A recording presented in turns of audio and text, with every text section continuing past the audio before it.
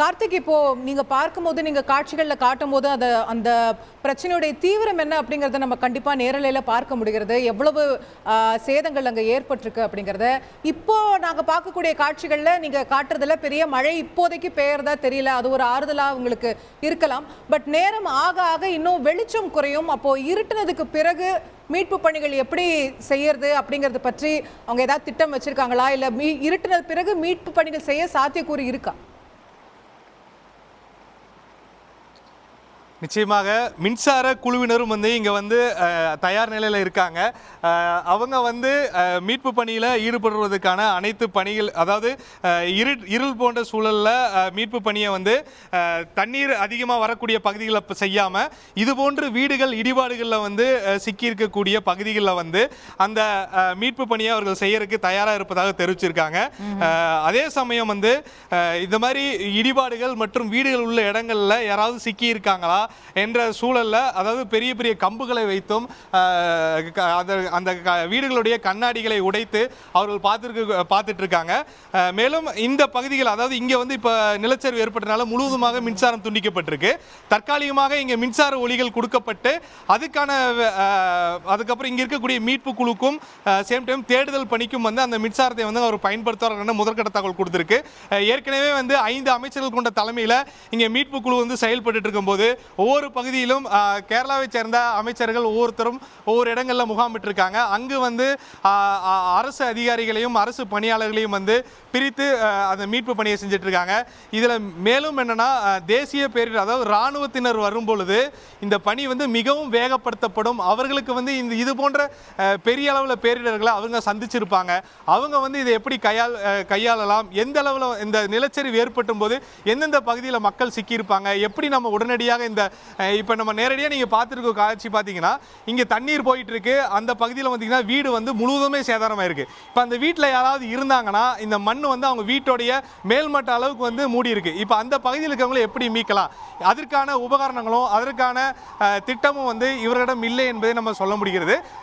இராணுவத்தினர் மற்றும் தேசிய பேரிடர் குழுவினர்களுடைய அவங்க வரும்போது இந்த வீட்டை சுற்றி தூர்வாரப்படும் போது அதில் சிக்கி உயிரிழந்தவர்களை மீட்கிறதுக்கான ஒரு வாய்ப்பு இருக்கு நமக்கு. அதெல்லாம் இதையெல்லாம் நம்ம பண்ணணும்னா முதல்ல மழை கொஞ்சம் நிற்கணும். நின்னாதான் இந்த தண்ணீர் இந்த காட்டாறு தொடர்ந்து வந்துகிட்டு இருக்கு. அந்த தண்ணீர் நிற்கும் பொழுது இங்க மீட்பு பணியை துரிதப்படுத்த முடியும். ஏற்கனவே ஒரு ஜேசிபி இந்த மண்ணில் அந்த மீட்பு பணியில் ஈடுபட்ட ஜேசிபி மண்ணில் சிக்கி இருக்கக்கூடிய காட்சியை நம்மளால நிறைய பார்க்க முடியாது. இது போன்ற சூழல் தான் இருக்கு. அதாவது உபகரணங்களை நம்ம எதை உள்ள கொண்டு வந்தாலும் அந்த உபகரணங்களை வைத்து அந்த மீட்பு பணியை முழுமையாக ஈடுபட முடியல.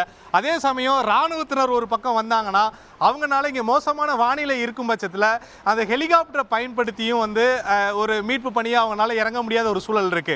ஒருவேளை இது போன்ற தண்ணீர் வரக்கூடிய இடங்கள்ல மையப்பகுதிகளில் ஏதாவது உடல் தென்பட்டாலோ அந்த உடலை மீட்பதற்கும் மற்றும் அங்கே எத்தனை பேர் சிக்கியிருக்காங்க என்று பார்க்கறதுக்கு தான் அந்த ஹெலிகாப்டர் பயன்படும் சொல்லி இங்க இருக்கக்கூட கள ஆய்வாளர்கள் சொல்லியிருக்காங்க.